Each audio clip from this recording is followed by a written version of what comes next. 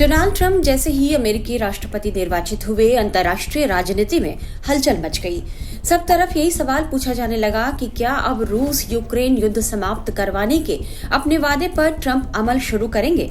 हालांकि ट्रंप को 20 जनवरी 2025 को पदभार संभालना है, लेकिन ट्रंप के चुनाव जीतते ही यह सवाल शुरू हो गया। इस बीच यह खबर आई कि डोनाल्ड ट्रंप ने रूसी राष्ट्रपति व्लादिमीर पुतिन को फोन किया है और समझा गया कि ट्रंप ने इस मामले में पहल शुरू कर दी है। दोनों के बीच कथित टेलीफोन पर बातचीत की खबरें वॉशिंगटन पोस्ट के हवाले से आई। बताया गया कि अमेरिकी राष्ट्रपति चुनाव जीतने के बाद डोनाल्ड ट्रंप ने रूसी प्रेसिडेंट व्लादिमीर पुतिन को फोन किया और दोनों नेताओं के बीच बातचीत हुई है। इसी रिपोर्ट में यह दावा किया गया कि ट्रंप और पुतिन ने यूक्रेन में शांति कायम करने को लेकर बातचीत की। ट्रंप ने पुतिन को यूक्रेन जंग को और न आगे बढ़ाने की सलाह दी और उन्हें यह ध्यान दिलाया कि वे याद रखें कि यूरोप में अमेरिकी सेना की कितनी मौजूदगी है।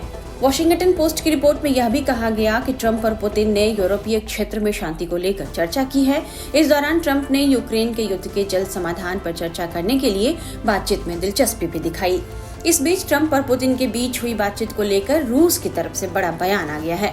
रूस ने ट्रंप और पुतिन के बीच हुई बातचीत की खबरों को खारिज कर दिया है और ऐसे दावे को पूरी तरह से काल्पनिक बताया है। क्रेमलिन ने 11 नवंबर को ट्रंप और पुतिन के बीच फोन पर हुई बातचीत की खबरों को खारिज किया। क्रेमलिन की तरफ से बयान में कहा गया कि पुतिन ट्रंप कॉल की रिपोर्ट झूठी और बेबुनियाद है। क्रेमलिन के प्रवक्ता दिमित्री पेस्कोव ने मॉस्को में कहा कि ऐसी कोई बातचीत नहीं हुई है। ये पूरी तरह से काल्पनिक है और गलत जानकारी दी गई है। बातचीत की अभी कोई तैयारी नहीं चल रही है और हमें इसके कोई संकेत भी नहीं मिले हैं। वास्तव में मैं आपको ये भी याद दिलाना चाहता हूँ कि ये पुतिन ही थे जिन्होंने कहा था कि जर्मन चांसलर ओलाफ स्कोल्ज और फ्रांसीसी राष्ट्रपति इमैनुअल मैक्रों दोनों ने स्वयं कनेक्शन काट दिया है और बात नहीं करना चाहते हैं। इसलिए अगर वे कहते हैं कि कुछ संकेत आएंगे तो हमें उनका इंतजार करना चाहिए। हमें अभी तक कोई संकेत नहीं आया है। ट्रंप ने अपने चुनाव प्रचार के दौरान यूक्रेनी संघर्ष को तुरंत निपटाने का वादा किया था। ये ट्रंप का चुनावी वादा ही था कि यदि वे चुनाव जीत जाते हैं तो ऑफिस संभालने के 24 घंटे के अंदर रूस यूक्रेन युद्ध समाप्त करवा देंगे। वहीं अपनी जीत के बाद अपने समर्थकों के बीच में दिए गए अपने पहले भाषण में भी ट्रंप ने इसी बात को दोहराया था कि वे जंग नहीं होने देंगे। हम सीमा चाहते हैं, हम सुरक्षा चाहते हैं, हम चीजों को अच्छा देखना चाहते हैं, अच्छी शिक्षा चाहते हैं, हम ताकतवर सेना चाहते हैं, हम युद्ध को खत्म करना चाहते हैं।